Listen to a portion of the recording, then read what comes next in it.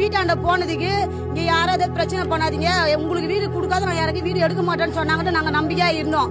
இப்ப போன வாரம் போய் கேட்டுக்குன்னான்றாரு, நீங்க போய் விஜய போய் கேளுங்கன்றாரு.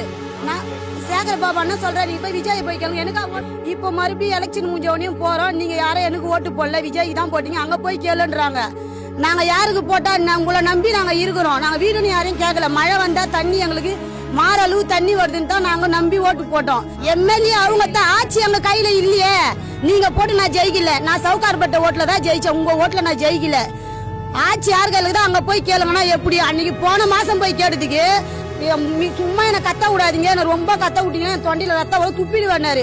நாங்க அதெல்லாம் சகிச்சுக்கின்னு எங்களுக்கு வீடு வேணும், நாங்க நடுத்தேர்ல நிக்கிறோம்னு நாங்க அதெல்லாம் சகிச்சுக்கின்னு நாங்க அவருக்கு சால்வை போட்டு மரியாதை செலுத்தணும்.